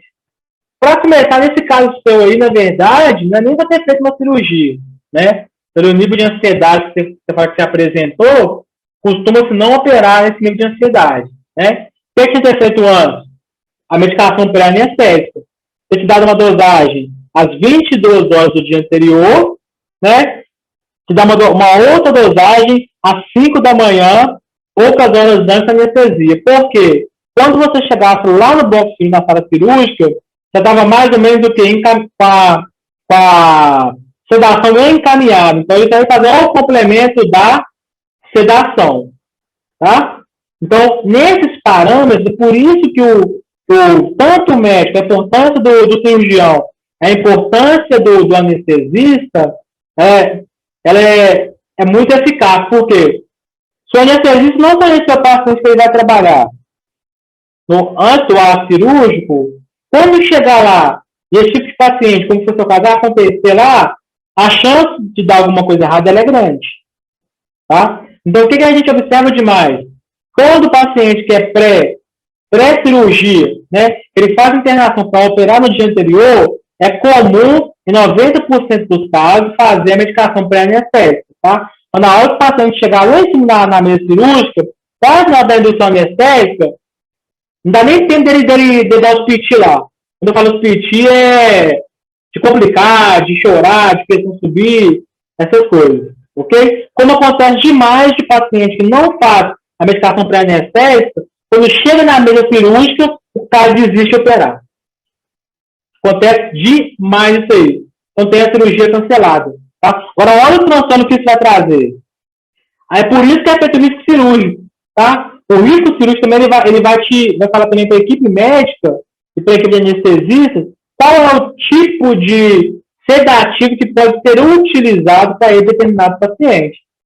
Não é que ele fala do ASA 1, do ASA 2, do ASA 3, do ASA 4. Então, dependendo do risco cirúrgico, né, o próprio cirurgião, juntamente com o anestesista, eles vão saber se vale a pena ou não operar esse tipo de paciente.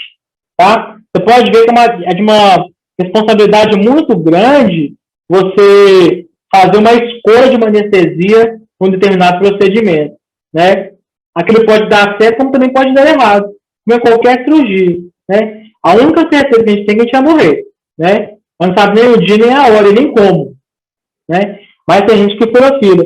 Como também tem profissionais, né, que são extremamente negligentes naquilo que eles fazem. Né? Então, é uma via de mão dupla. Né? Aí, é a pergunta que todo mundo faz. Ok, preciso fazer uma cirurgia. É uma necessidade que está me ocasionando um problema de saúde ou é porque eu não gosto do corpo como está? Ou porque é simplesmente estético? Aí vai de cada um. Entendeu? Se é uma coisa que não está te incomodando, você sempre conviveu com aquilo ali. Beleza, olha só. Está falando que o anestesista poder fazer uma indução, né, uma anestesia por condução, tem que ser o quê? Minucioso. Tá? Tá vendo essa partezinha onde está o número 1 ali? Lá em cima? Uma partezinha, não sei se vocês é verde ou se é azul. Também aqui é um verde claro. Tá? O que acontece? Se ele pegar essa parte desse tronco nervoso aí, dependendo se for C3, se for C4, o paciente fica paraplégico. Então, olha para você ver como que poder fazer. Oi. Lá em cima, Pabeli.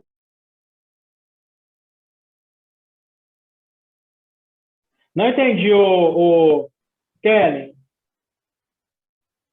O senhor falou da marcação aí próxima a L1? Exatamente, eu estava vendo lá, onde está 1, 2, 3. Esse azul aí é um tronco nervoso. Tá? Agora, se lesionar esse tronco nervoso aí, tá? Pode, dependendo onde está, C1, C2, C3, C4, ele pode ocasionar uma tetraplegia nesse paciente aí. Tá? Pela anestesia. Então, ele tem que ser muito minucioso no momento da indução anestésica, tá? Principalmente numa anestesia por condução. Ok? Olha o bloqueio aí, ó. Ok. É a mais tranquila de gravar. Se é uma anestesia por bloqueio, o que ela vai fazer? Vai bloquear pequenos o quê? Partes do corpo. Faz qualquer sensação. Por exemplo, ó,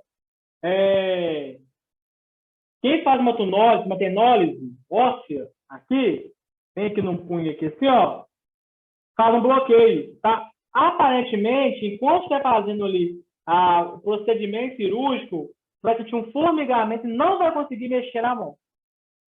Ok? Qual que vai ser a preocupação do anestesista? Travou de novo ou não? Travou não, assim estou mexendo. Não travou. Qual vai ser a preocupação? Qual vai ser a preocupação do anestesista para uma anestesia por bloqueio? Né? Ele vai parar o movimento daquelas sensações ali. Né? Então, o paciente que tem uma anestesia por bloqueio, acertar os vasozinhos, ele vai sentir o quê? Ele vai sentir um formigamento nas mãos, como se fosse uma cãibra. Como se fosse uma cãibra que ele vai sentir. tá? Então, qual vai ser a preocupação do anestesista? De, logo após, né, na recuperação pós-anestésica, esse paciente voltar às funções normais, ali, principalmente da mão, tá? Tem pacientes que demoram a voltar essas sensações. Então, fica com formigamento por muito tempo. Então, a preocupação é, pós-procedimento cirúrgico, quanto tempo que esse paciente está sentindo formigamento nas mãos, né? Voltou a força normal ou tem uma parestesia ali ainda? Ele não consegue segurar uma garrafa, né? Ele não consegue fechar a mão toda, ele não consegue apertar alguma coisa que ele pegou. Então, a preocupação do anestesista é justamente essa, relacionada aí ao bloqueio. Ok? Beleza, ó. Professor. Diga. Quando em uma cirurgia você pega um vaso, e aí esse vaso, quando você pega, pode acometer de ficar sequelas. E essas sequelas, elas podem ser reversíveis? Eu estou te perguntando pelo fato de que, na minha cirurgia da mão, que fizeram no nervo, eu fiquei com sequelas no sentido assim, eu sinto, tem uns 3 anos que eu fiz, e eu sinto muita dor, tipo, se eu passar a mão, eu sinto dor, se eu colocar minha mão direto dentro da torneira, eu sinto dor, quando eu vou fazer unha, eu sinto dor, é uma dor, assim, de apertar a minha mão, é uma dor que eu já acostumei viver com ela, mas é uma dor que eu sinto. E aí, será que isso pode ser reversível? Um dia eu posso fazer outra cirurgia, sei lá, e conseguir mudar isso? Roberto, a maioria das lesões nervosas, né, o que acontece? A gente consegue recuperar boa parte da função com fisioterapia, tá? Algumas são irreversíveis, não tem como recuperar. O que a gente pode fazer é melhorar a movimentação, tá? Tem lesão que é irreversível, tá? Por exemplo, na coluna, se pegar, se não me engano, de C4 até C8, são lesões irreversíveis. Não tem como fazer nada, tá? A fisioterapia pode trazer uma melhora, mas voltar 100% não volta mais, tá? Por exemplo, ó, eu tive aqui, ó, no dedo mindinho aqui, ó, eu tive fratura exposta com rompimento de tendão, tá? Nunca mais volta ao normal. Aqui, ó, não consigo fechar o dedo todo, ó. Fiz fisioterapia, consegui recuperar a função do dedo, mexer o dedo, mas eu não consigo fechar ele totalmente, tá? Então, uma sequela que ficou o quê? Irreversível. Ok? Então, tem lesões que eu já fiz fisioterapia, movimento da mão em todos, a força da mão eu tenho todas, mas eu só sinto dor no dorso da mão, em cima, na mão e nos dedos. Mas a movimento, força, eu consegui recuperar tudo. Só a dor, a sensibilidade da mão que eu sinto muita dor. Mas é uma dor que eu já acostumei. Tem algumas situações, por exemplo, que a acupuntura resolve, por exemplo, algumas sensações de dor, tá? Mas não é 100%. Viu? Dependendo do local, não é 100%. Como é mais 3 anos, você falou que tem, né? É mais 3 anos que ela falou que tem essa lesão, não é isso? Que aconteceu com ela? Mais 3 anos, tem 3 então, ó, que eu fiz. Então, eu digo que é algo que é irreversível.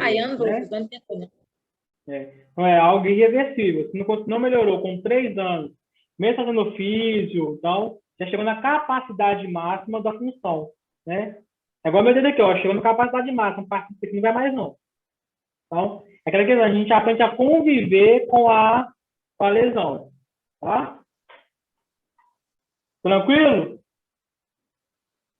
Tranquilo. Olha só, galera. Para a gente poder... Deixa eu ver aqui se é essa parte aqui. Para finalizar essa parte. Olha só. Para a gente poder finalizar essa parte de anestesia, o que vai ser importante a gente observar relacionado ao paciente cirúrgico? Primeira coisa, todo paciente que for para o bloco cirúrgico tem que ser monitorizado, ok? Todo paciente que for para o bloco cirúrgico tem que ser monitorizado, tá? Por que tem que ser monitorizado? Porque se a gente vai induzir esse paciente para uma anestesia com sono profundo, né?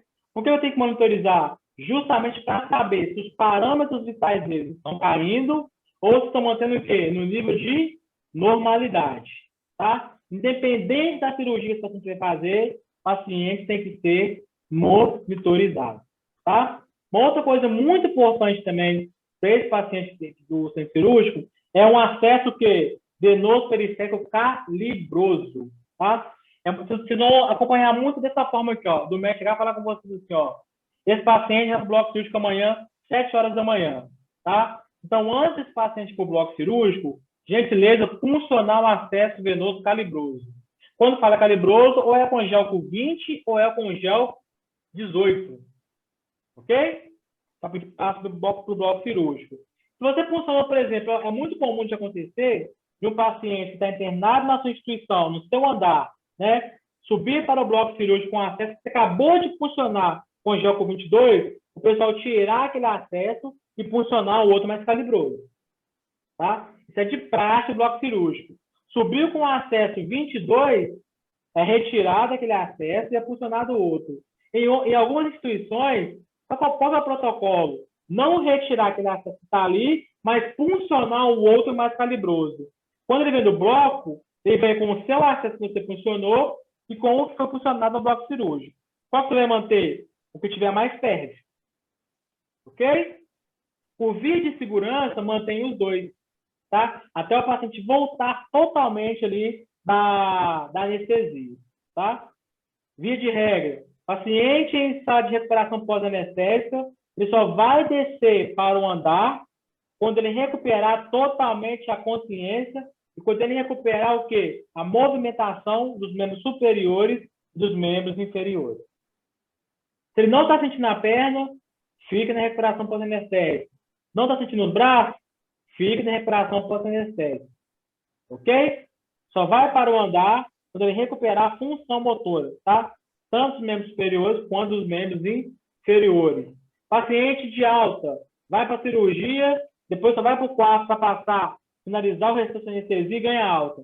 Paciente só vai sair de alta depois que ele liberar o esfíncter, tá? Depois que ele urinar. Não urinou, teve que passar a sonda, vai ganhar mais uma diária aí. Ou até ele urinar espontaneamente. Ok? Ficou claro? Então, ó, tem que ser monitorizado, tá? Para monitorar o quê? Principalmente função neurológica desse paciente e parâmetros vitais.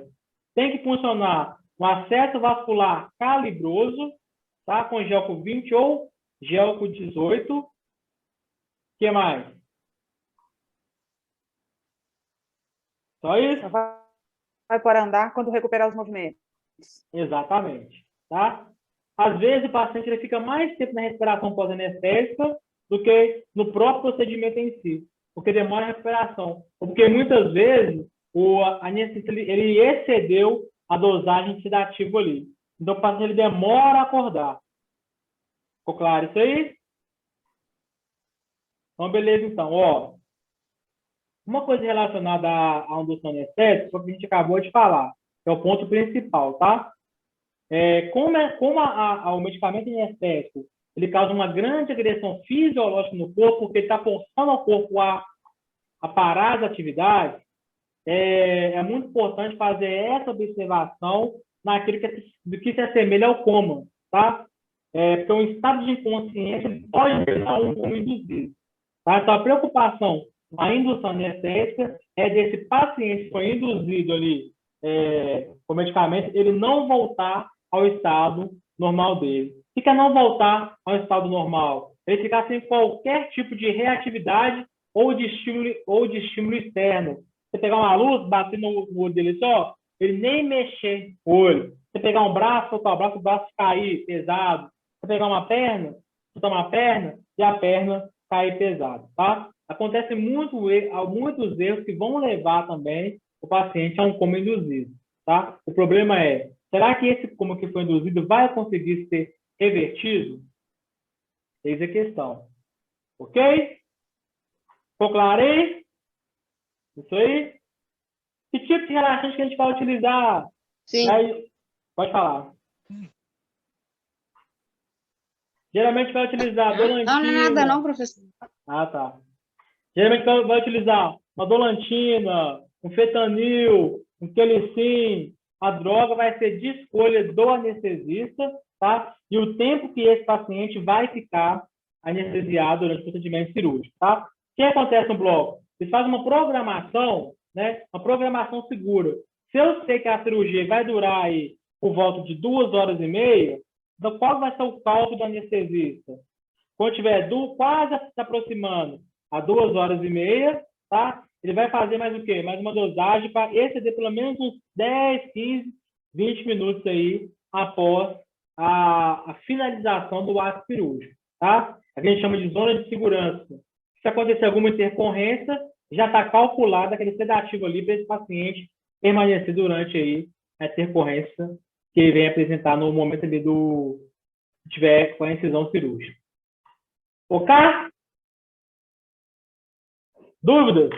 Ou só na hora da prova? Ok. Só na hora da prova. Ó, deixa eu ver um negócio aqui. Dia 27, 13. Eu nem falo nada. Semana que vem é feriado. A partir de amanhã vai ter uma atividade na plataforma para ser entregue no dia 10. Ok? Não me venha com churumela. Tem 2 semanas para fazer a atividade. Eu vou mandar para a Geise. Quando olha assim... e para a Beth aí. Não, é porque eu preciso distribuir pontos para vocês. E quando olha assim, é 50 questão. Professor, Deixa eu dar uma notícia para vocês aqui. Essa atividade é para... Não esqueça.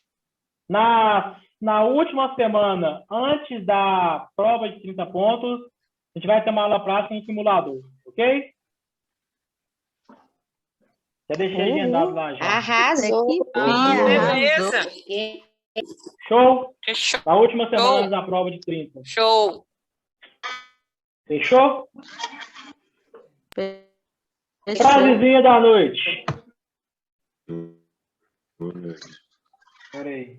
Professor, antes do seus encerrar, deixa eu dar um recado para a galera aí Pode. de uma vez, professor. Pode dar, sabe o que eu estou colocando a frase? Pode dar. Amanhã, aula prática com o Daniel lá na escola, pode ir de calça jeans, porém tem que estar de blusa branca e jaleco, viu, galera?